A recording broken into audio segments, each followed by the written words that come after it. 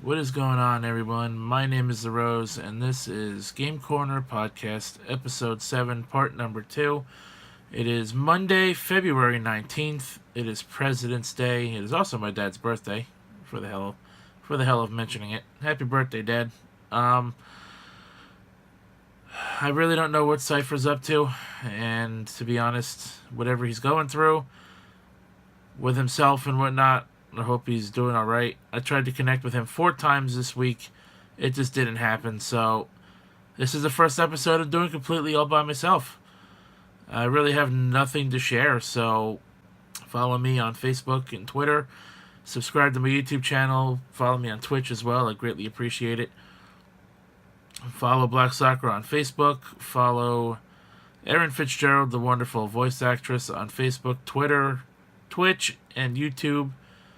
Also, read our occasional articles on jotaku.net. Everything you need to know is in the description box down below, as always.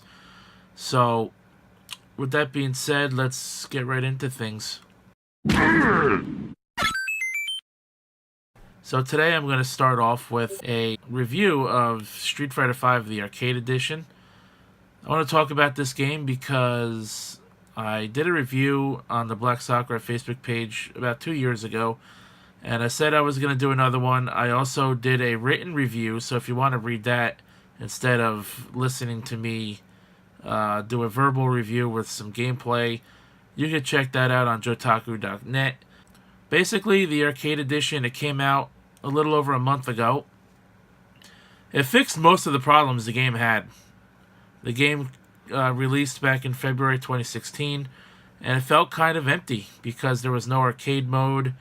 The only things there was character stories, which was really crap and kind of still is.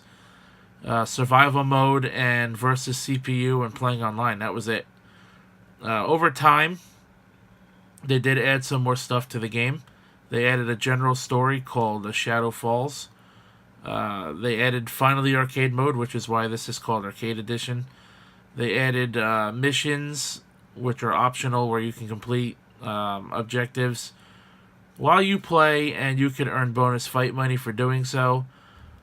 They also added back the team battle mode, which is up to 5 versus 5 teams. You could have 4 versus 4, 3 versus 3, 5 versus 5, whatever you want, and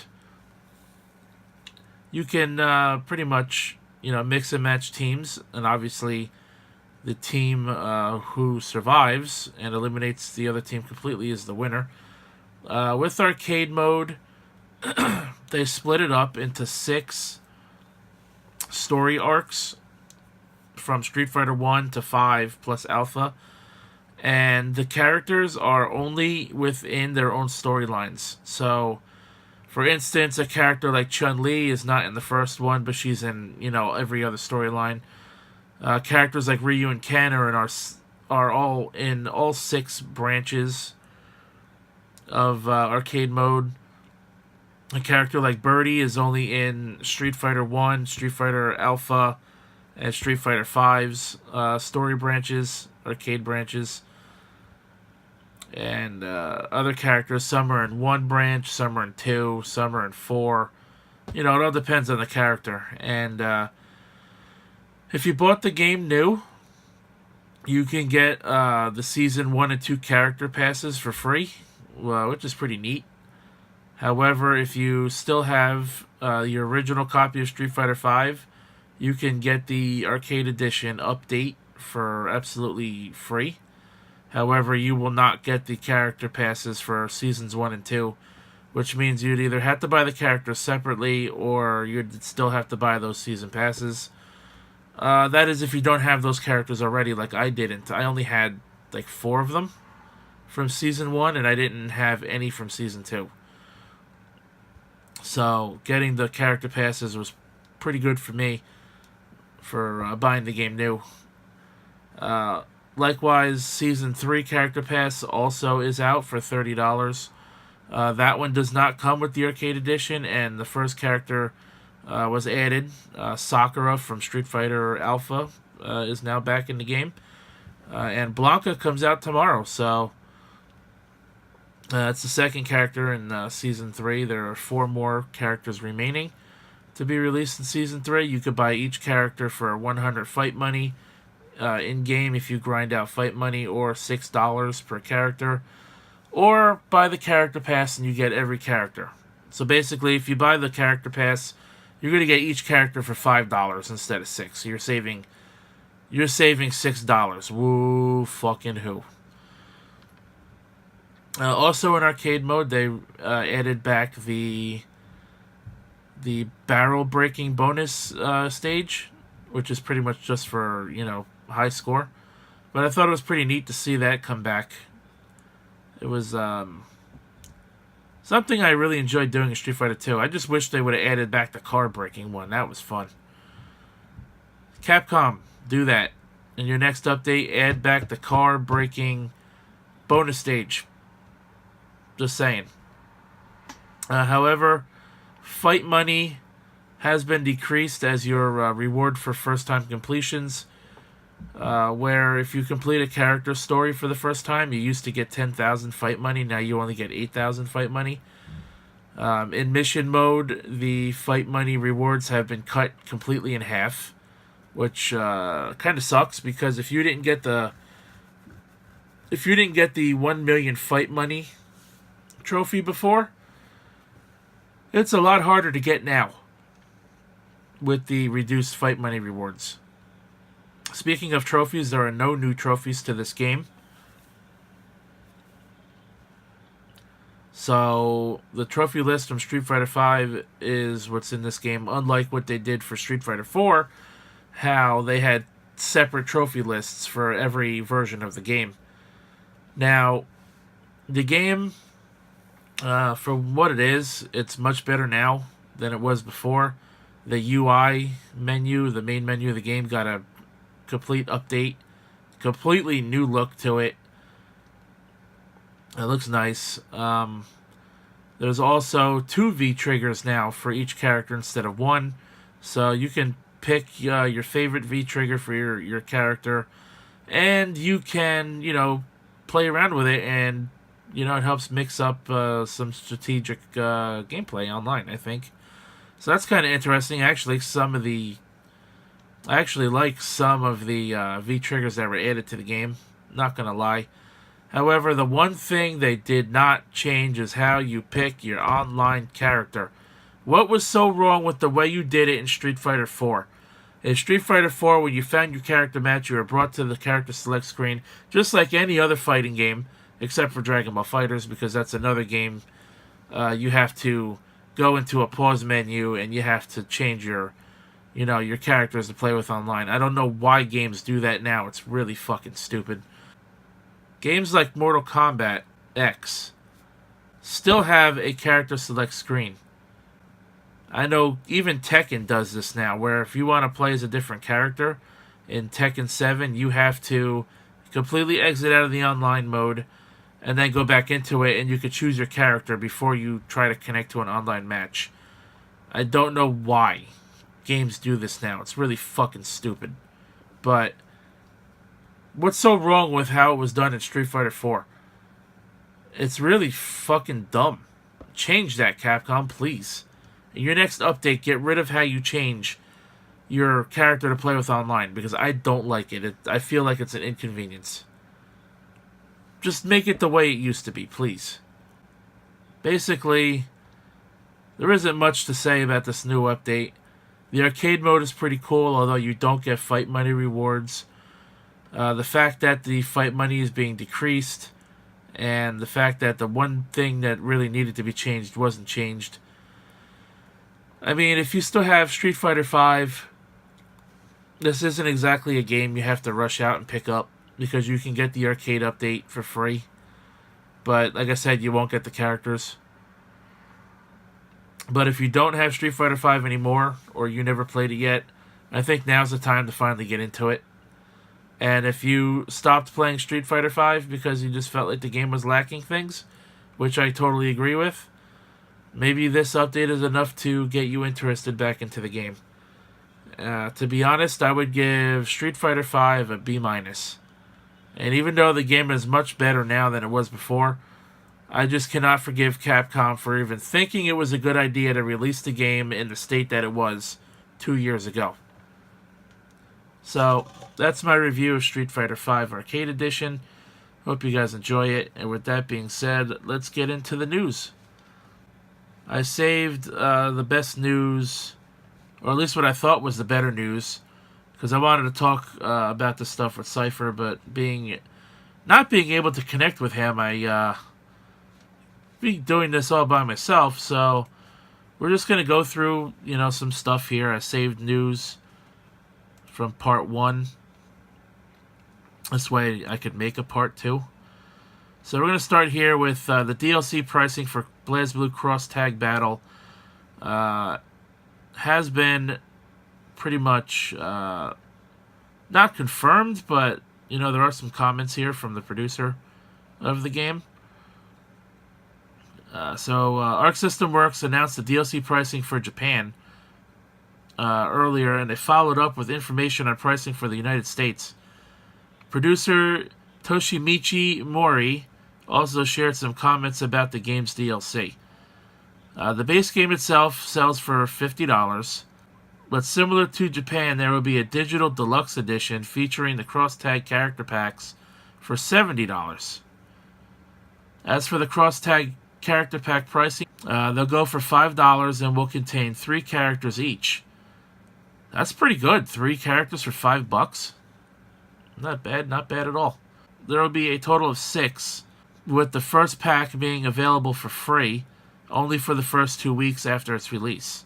So there you go. So when the first DLC pack for this game is released, you have 2 weeks to get it for free. There are 6 character packs, which means there's going to be a total of 18 characters being added to the game.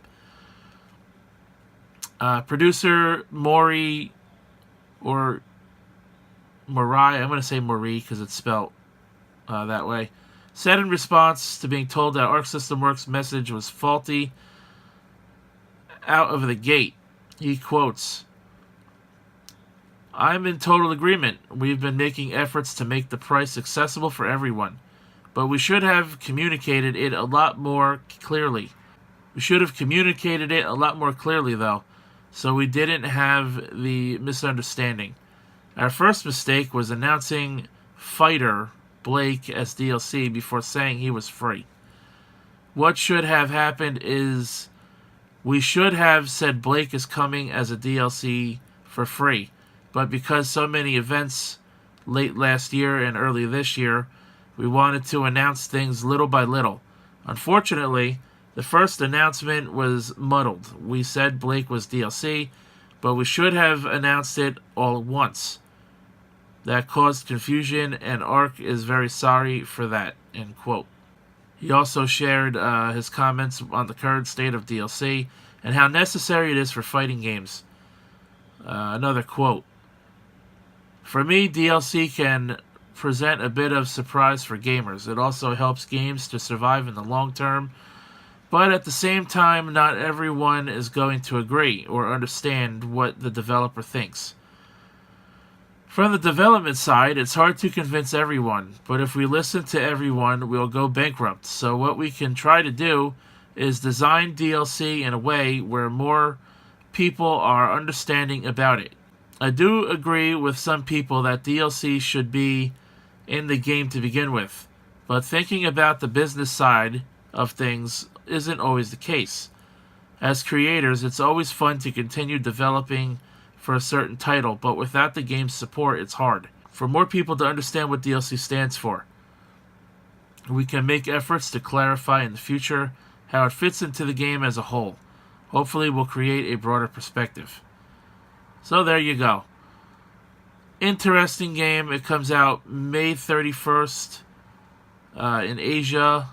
There is no current release date for the US release. So Japan and Asia gets it May 31st for PS4, Nintendo Switch, and PC via Steam. So I think that's pretty cool. If they're going to sell the game, quite honestly, it's probably better to get the deluxe edition. However, it's digital only, so it's kind of a drawback. If you want the character packs for an extra $20, sadly it's only digital, but you're going to save yourself money in the long run. Because if there are 6 character packs and you do have to buy all of them, if you miss the first one to get for the 2 weeks that it's going to be free, you're going to spend $30 on the character packs plus the game, so you're going to spend $80. But if you buy the game digitally and you don't care to have the game physically, you'll spend $70. However, if you do get the first character pack free and you get the other 5, you're still spending $5 more than getting everything digitally. So I think it's really up to you. I mean, if you have to have an actual game disc and a game case for this, and you don't care about spending $5 or $10 more on DLC, knock yourself out. But quite honestly, I think, you're going to get the game even though it's digital only. You can't use it as trade bait for another game at GameStop. But you're going to save yourself $20. That's how I see it. And why does my Windows thing keep popping up? Fuck off. I think it's better to get this game digitally, to be honest. For the price, get it digitally. Dragon Ball FighterZ announced the first wave of DLC. Broly and Bardock will be the first 2 characters to join the game. There's not much here to say. Bandai Namco officially revealed that Broly and Bardock will be the first 2 characters added to Dragon Ball FighterZ as DLC. There are also some bonuses for those who own Dragon Ball Xenoverse 2. I used to own Xenoverse 2, but not anymore. Broly's meteor attack is called Gigantic Meteor, an energy ball attack that uses up 3 ki. As for Bardock, his meteor attack is called Revenger Assault, where he transforms into a Super Saiyan and delivers a fierce rush down on the opponent. The availability and pricing for the 2 DLC characters are currently unknown. I'm going to get them for free because I have the season pass.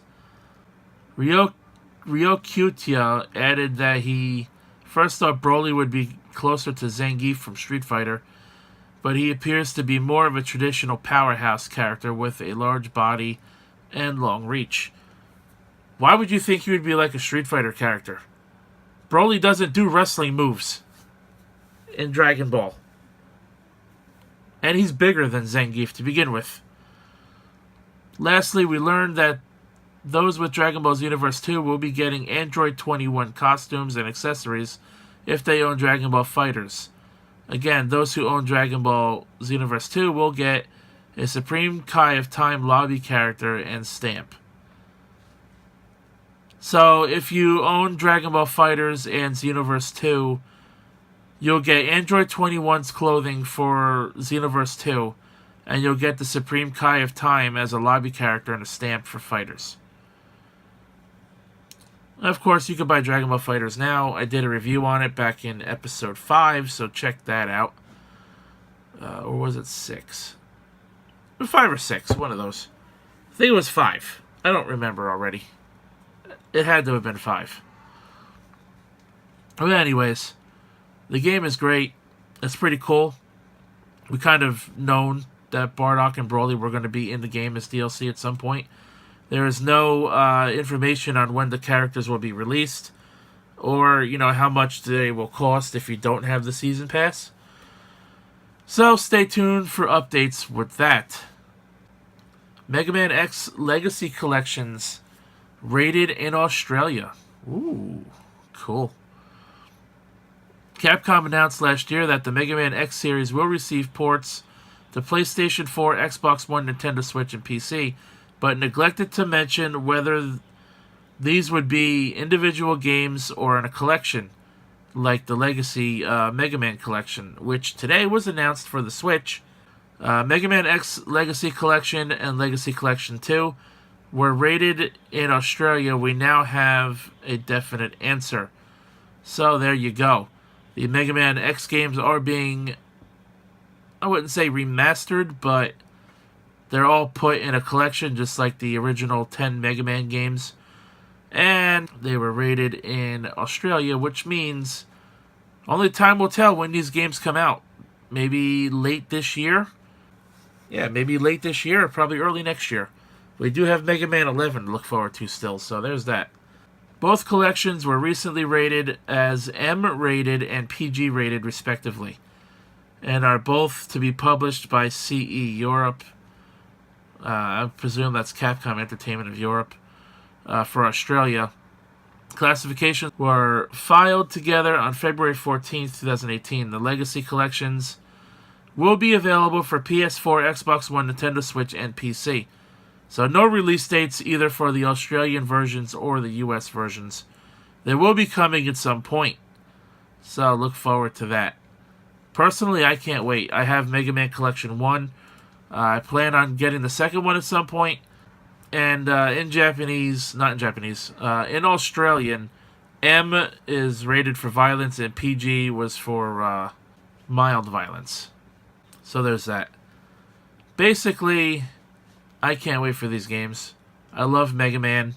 Mega Man 8 was the very first Mega Man game I actually played. And then I went from Mega Man 8 to Mega Man X5. So I did get a taste of both series as a kid.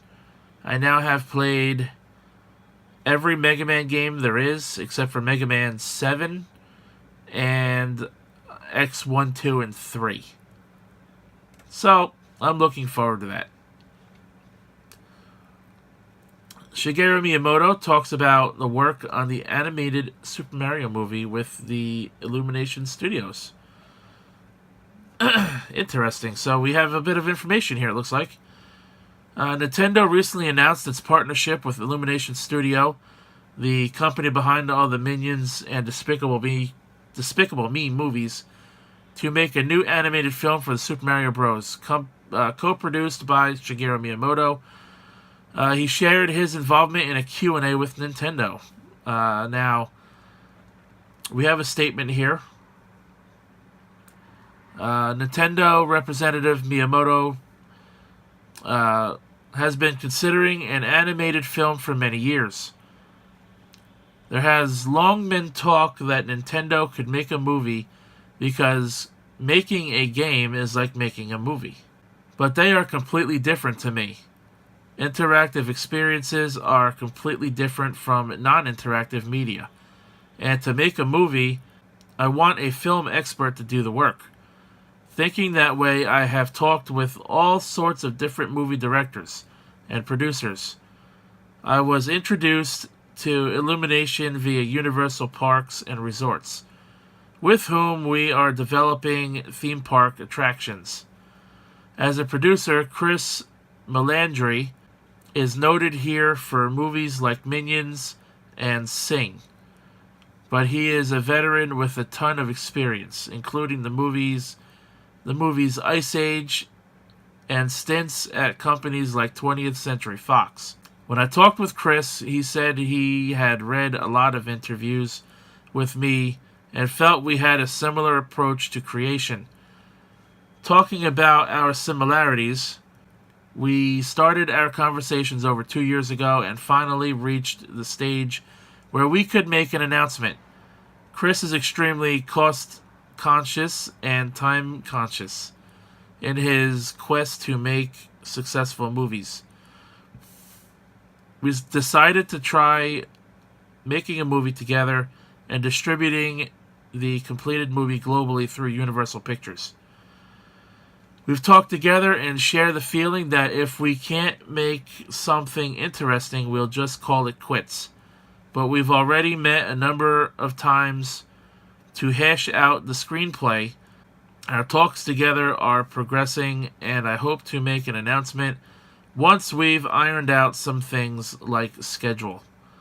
So it seems the movie is still in the planning stages. It's coming along slowly but surely. We're supposed to see it hopefully by 2020. I think that is very possible, to be honest. However, Mr. Mario himself has said that if they can't come up with something good, they're going to scrap the idea altogether. So there's a possibility that this could get canceled. So there you go. Hopefully we hear something more in the future about this movie. I never watched the Minions movies or any of the Despicable Me stuff or Ice Age growing up, so And since Illumination seems to try to make movies more on the cheap, I'm hoping this movie will be something worth watching and better than that god-awful live-action Mario movie from over 20 years ago.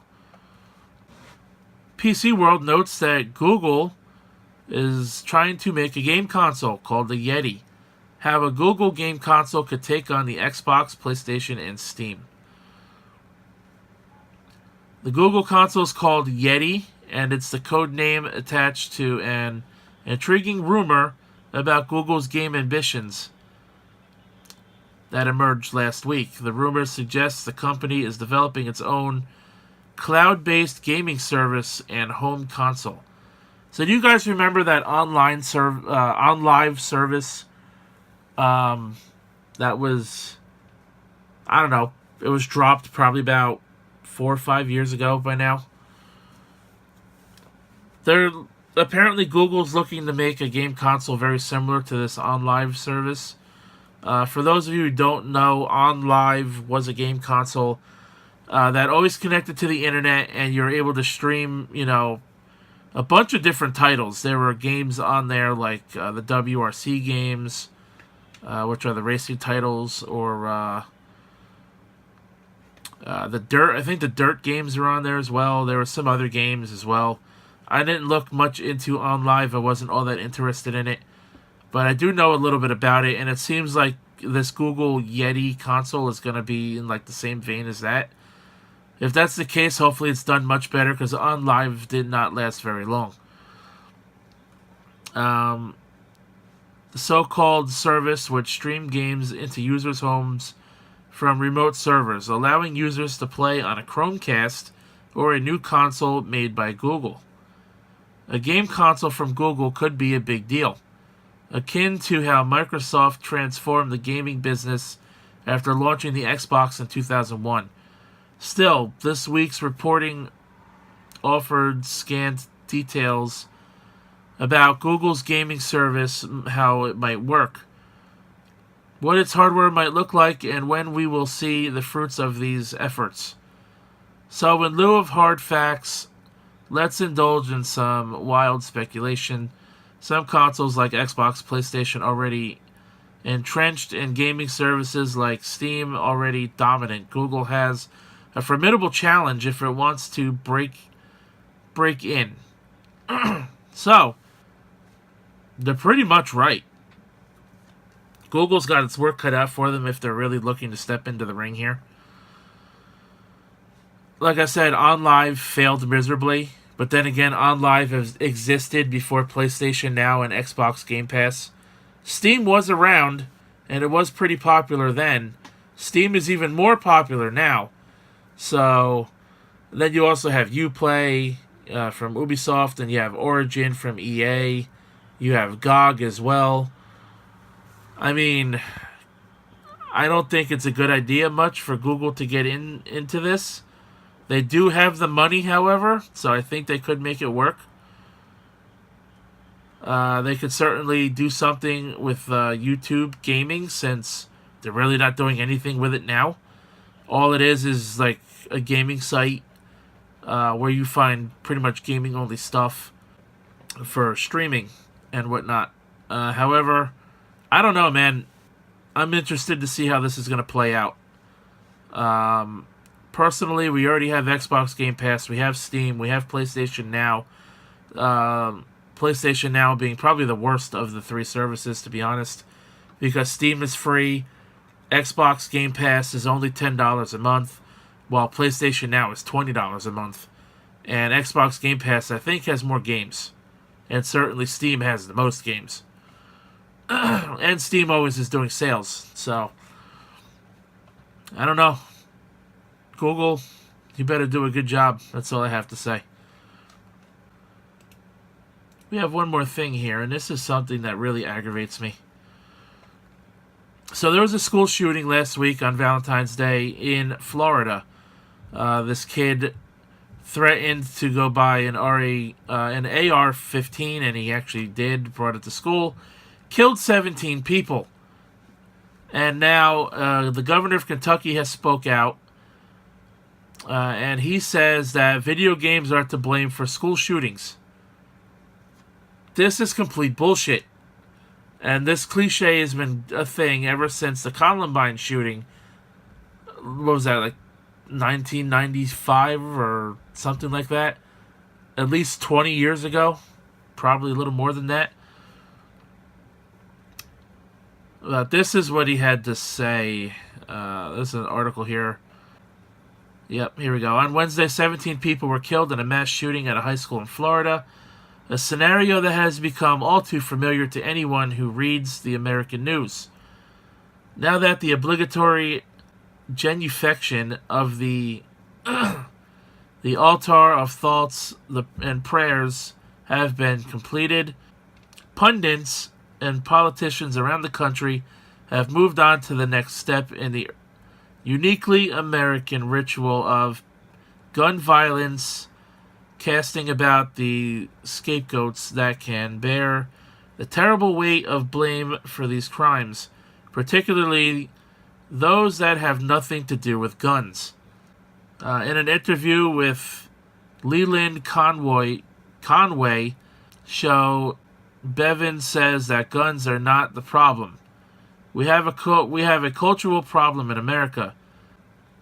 You look at the culture of death that is being celebrated. There are video games that, yes, are listed for mature audiences, but kids play them anyway.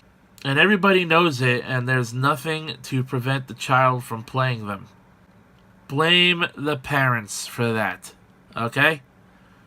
Games are rated by the ESRB, which was created way back in like 1992 or 1993, because of games like Mortal Kombat and Night Trap,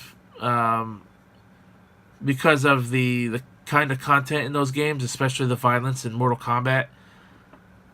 Okay, so games are properly rated. A video game cannot be released ever again, and has not for the past 25 or so years, without being rated by the ESRB, or really by any rating board in any country, really. Europe has PEGI, Japan has CERO, and it's ultimately up to the parent as to whether or not they want to let their kid play an M-rated game. You know? If a parent wants to buy Call of Duty for their 8-year-old kid, that's on the parent. You know, that has nothing to do with the kid themselves, and it has, you know, if a game is rated M, you know, that means it's got violence, it's got blood, it's got murder, you know, and stuff in it, cursing, sexual themes. But hey, I grew up playing Mortal Kombat as a kid. I grew up playing games I shouldn't have. You know, not many, but there were a few. And in this generation, you know, parents just don't care. The companies are doing what they need to when it comes to rating games. It's the parents that need to step up and decide that, hey, this game's not for my kid. It's rated M for mature, which is supposed to be for 17 and older. But hey, if you give it to your 6-year-old, that's on you. But yeah, video games are being blamed always for school shootings. I don't understand it. There are, quote, unquote, video games. They're forced down our throats under the guise of protected speech, says Bevan. It's garbage. It's the same as pornography. No, it's not. Video games are not pornography, okay? There's a lot more porn on the internet than you'll ever find of video games, believe me. I would know. I used to watch porn. Plenty of it. They have desensitized people to the value of human life, to the dignity of women, to the dignity of human decency. There's a lot to unpack here. The quote-unquote video game characterization is curious and implies that violent video games are somehow not true. Video games, this runs counter to Bevan's claim that the gaming industry at large is characterized by violent products. Let's put that aside for the moment. The idea that video games merely parade around under the guise of protected speech also makes little sense, as their First Amendment protection has been explicitly upheld by the U.S. Supreme Court. I'm not going to read the rest of this because it's a whole bunch of legal jargon. Look, man, I've played plenty of violent games. I play plenty of shooters. I play plenty of fighting games. You know, I've messed around with Grand Theft Auto, a few times. And while GTA is not, something I enjoy playing, I have messed around with it a few times just to commit violent, mass killings in a video game just for the hell of it. Just for fun, just to see, if I could get some kind of enjoyment out of a game like that. And it's not for me. But, hey, the little bit of time I did spend with GTA, it didn't make me go out and want to kill somebody. It didn't make me want to go out and steal somebody's car and ram it into a fucking building. It didn't make me want to go into a school and fucking just take a shotgun and blast people's heads off. Playing Mortal Kombat didn't make me want to go into Walmart and fucking rip somebody's freaking neck off. Video games don't cause violence. They don't cause gun violence. Mental illnesses and people that are just really fucked up in the head cause violence and cause killings and everything else. This cliche is not going to go away. Don't expect it to, because it won't. But I am quite sick and tired of seeing this happen all the time. Oh, school shooting? Oh, let's blame video games, because that's the number one thing to do. Remember, a few years ago, Connecticut, they had that school shooting there. And then there was an organized group that were holding some kind of event where people were being rewarded for volunteering to take video games and violent movies and throw them into like a big dumpster and stuff like that. And there were actually people that actually attended this shit. It's like, what's the fucking point? I don't understand it. You know what? It was a fucking crazy bastard that went out and did this, and you're gonna blame video games and movies? Give me a fucking break. I really don't have anything much else to say, so... Well, folks, that'll about do it for episode 7, part number 2, and episode 7 as a whole. Hopefully Cypher will come back in episode 8. But if not, we'll see how it goes. Maybe I'll have someone else join me for episode 8 if he's not around. That being said, thanks for watching, folks. Check out jotaku.net. I'm going to leave my Street Fighter V article that I wrote, my review there, so you can read that if you want. Check out Black Sakura on Facebook. Check me out on Facebook, Twitter, Twitch, YouTube.